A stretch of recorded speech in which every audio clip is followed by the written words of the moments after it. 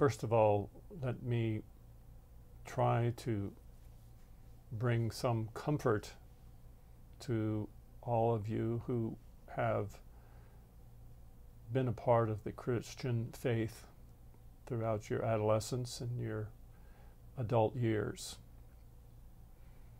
And I'm sure that many of you have indeed felt Jesus' personal presence in your life. You've felt the comfort that he can bring. You've had your prayers to him answered by him. Our faith does not deny the authenticity of your experience in any way, shape, or form. In fact, you are so close to what we believe. If only you realized it. That word "only" is a watershed word in this case, that Jesus is the only Son of God. You might stop to ask the question whether or not the light of Jesus' presence shines any less brightly if there are other stars and suns in the heavens who are also there to glorify the Father, Mother presence of God that is the source of us all. It does not detract from his attainment or his achievement or this ministry that he still has to give to the mankind of earth. If there are others who have followed him in the regeneration and who have re-entered the divine family as a brother or a sister to him, sharing the one presence of God. The Brotherhood of Ascended Masters has been working since time immemorial to actually bring through this very instruction that you are hearing about today, especially to redefine what it means to be a man or a woman, to be a human being, to be a self, and to elevate that definition to its proper nobility and its proper divinity.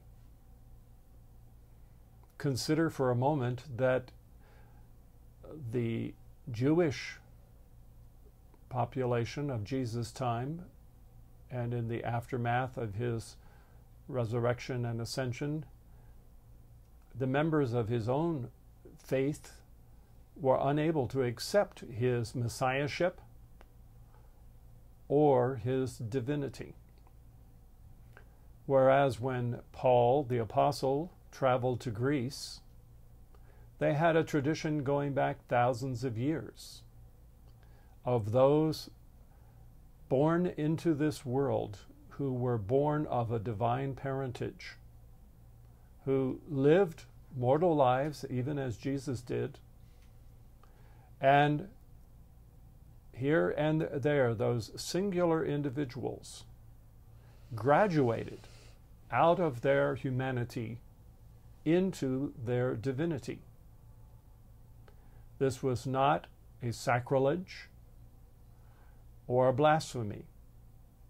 It rather was an acknowledgement of a truth.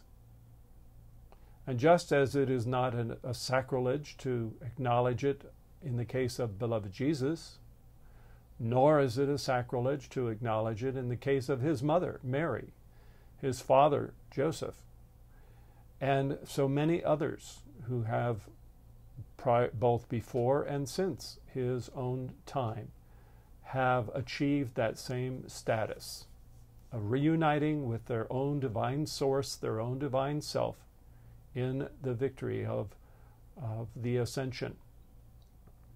It was to those who had that tradition. They are the ones who were able to receive that message. And it was from the ferment of the acceptance in the Greek world that Christianity found its first fertile ground, where it officially took root and was then able to propagate far and wide across the face of the earth. This is a basic hurdle that we are serving with the Ascended Masters to try to get across to all of mankind. That mankind have always been divine. They have always had the divine powers of creativity. Being ignorant of that fact didn't change it. Consequently, they have used their creative powers to their own destruction and to the periodic catastrophic destruction of the earth. Now's the time when that illumination is coming to the fore again. And it's very, very important.